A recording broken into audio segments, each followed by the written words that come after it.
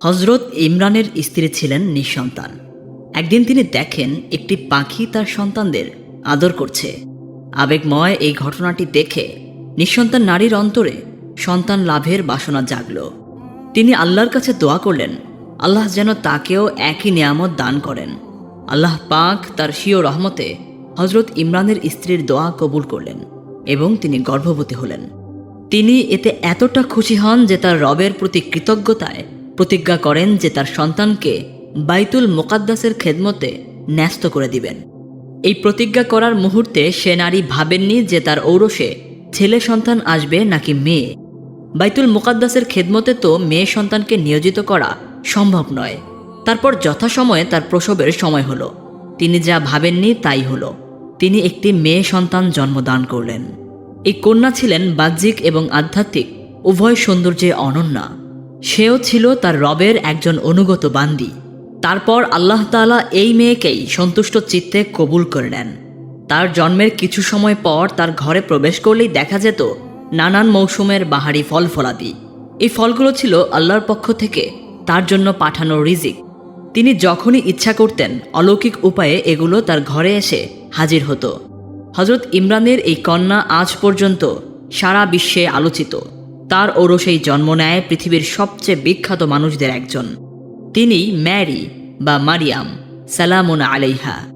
এই কুমারী মারিয়াম যার কাছে ইচ্ছা করলেই আল্লাহর রিজিক এসে হাজির হতো। আল্লাহর ইচ্ছায় তিনি গর্ভধারণ করলে তাকে নিয়ে সমাজে নানা কথা উঠল। এত কথার মুখে পড়ে তিনি লোকালয় থেকে দূরে এক জায়গায় আশ্রয় নিলেন। সেখানে তার কাছে খাবার নেই, মাথা গোজার ঠাঁই নেই, অথচ তিনি সন্তান সম্ভবা। অতঃপর মারিয়ামের প্রসব বেদনা উঠল। জিব্রাইল আলাইহিসসালাম তাকে সান্ত্বনা দিলেন এবং বললেন পাশের খেজুর গাছের কাণ্ডে নাড়া দিতে। এতে গাছটি তার জন্য পাকা খেজুর দান করবে। এত কষ্টের মুহূর্তেও আল্লাহ কি চাইলেই তার জন্য পূর্বের মতো অলৌকিকভাবে রিজিকের ব্যবস্থা করতে পারতেন না? তিনি তো পারতেন তার রূহ জিব্রিলকে দিয়েও খাবার পাঠিয়ে দিতে, কিন্তু তিনি আদেশ করলেন অন্যতম শক্ত একটি গাছের কাণ্ড ধরে নাড়া দিতে, সেই সময়ে যখন মারিয়াম তার জীবনের অন্যতম দুর্বল অবস্থায় আছে। এখন পর্যন্ত শুনে কার মনে কি এসেছে জানি না। মনে হতে পারে আল্লাহ হয়তো বান্দার জন্য কষ্ট চান, সহজ চান না। এখন মনে না হলেও এরকম দুঃখের মুহূর্ত আমাদের জীবনে যখন আসে, যখন অসহ্য লাগে আশেপাশের সব কিছু, তখন নিজের অজান্তেই আমরা কেউ কেউ বলে উঠি, আমার সাথেই কেন এরকম হচ্ছে আল্লাহ? মারিয়াম আলাইহিসসালামকে সেদিন অল্প কষ্টটুকু দিয়ে তার ছোট্ট একটি পরীক্ষা নিলেন আল্লাহ সুবহানাহু ওয়া তাআলা। তার এই গল্পটিকে জায়গা করে দিলেন পবিত্র কোরআনে। হাজার হাজার মানুষের দুঃখের মুহূর্তে সান্ত্বনা খোঁজার মাধ্যম করে দিলেন তিনি মারিয়াম আলাইহিসসালামকে।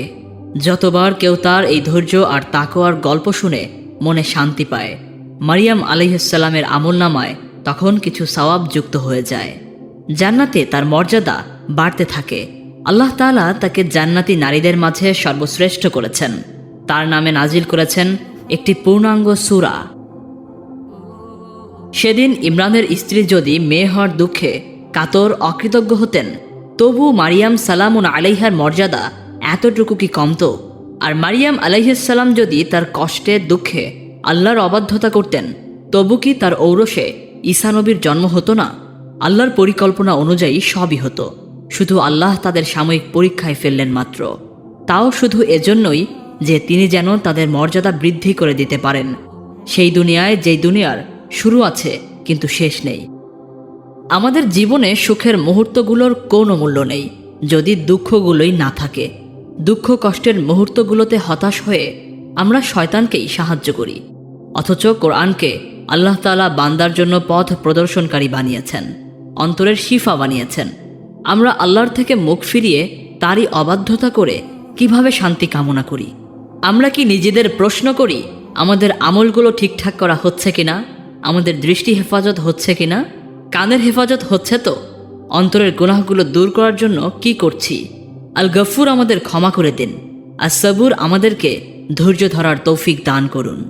আমিন।